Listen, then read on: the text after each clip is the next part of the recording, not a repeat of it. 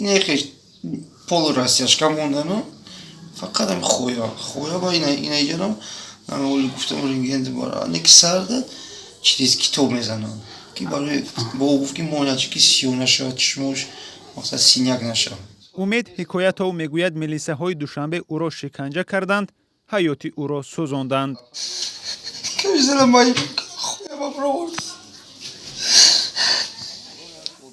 با نقل امید او را 31 مارت کارمندان پلیس ناحیه فردوسی که سرخوش بود برای در کوچه پیشاب کردن به اداره پلیس برده لطو کوب کردند.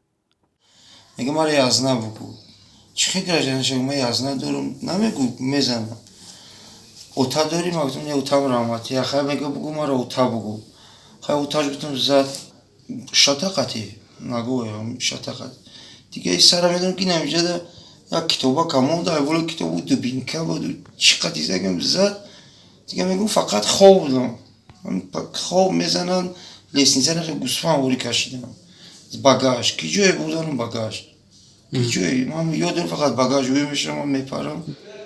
امید حکایت او میگوید همان روز با یک دوستش آب جو نوشیده بود. بعد لطو کوب در اداره ناظر منطقوی او را به شعبه نرکولوژی و بعد آن به هوشیارخانه بردند. در هوشیارخانه به گفته حکایت او دیگر از جایش خسته نتوانست چون آلاتهای مردیش پوره ورم کرده بودند. به گفته او بعد این او را به بیمارخانه یاری تجلی آوردند و در اینجا یک قسم آلات تناسلش را طبیبان بریده اند.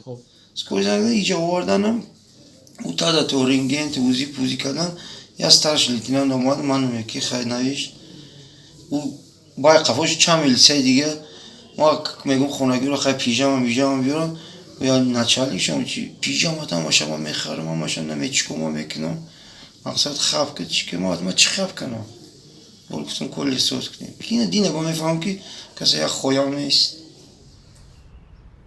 مقامات پلیس دوشنبه تصدیق کردند که امید حکایتو روز 31 مارت در حالت مستی به شعبه نرکولوژی برده شده است، اما شکنجه شدن آن را رد کردند.